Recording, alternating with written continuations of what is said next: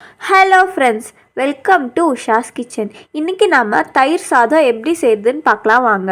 அதுக்கு நாம் செஞ்சு வச்ச சாதத்தில் தயிர் சேர்த்துக்கலாம். தயிர் சேர்த்து நல்லா மிக்ஸ் பண்ணி எடுத்துக்கலாம். சாதத்தில் தயிர் நல்லா மிக்ஸ் பண்ணி எடுத்தாச்சு.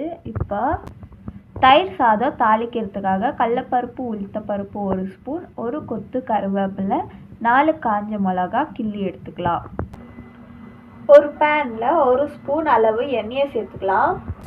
எண்ணெய் காஞ்சதும் உளுத்தப்பருப்பு, கடலப்பருப்பு சேர்த்துக்கலாம்.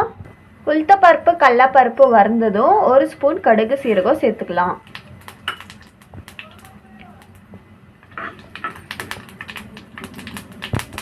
கடுகு சீரகம் பொரிஞ்சதும் கருவேப்பிலையும் காஞ்ச மிளகாவும் சேர்த்துக்கலாம்.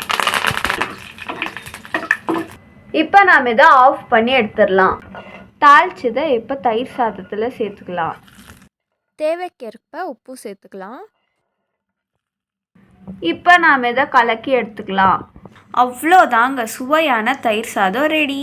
இதை நாம் ஊறுகாயோட சேர்த்து சாப்பிட்லாம். இந்த வீடியோ உங்களுக்கு பிடிச்சிருந்தா லைக் பண்ணுங்கள், ஷேர் பண்ணுங்கள், கமெண்ட் பண்ணுங்கள். மறக்காமல் உஷாஸ் கிச்சன் சேனலை சப்ஸ்கிரைப் பண்ணிக்கோங்க. தேங்க்யூ ஃபார் வாட்சிங்.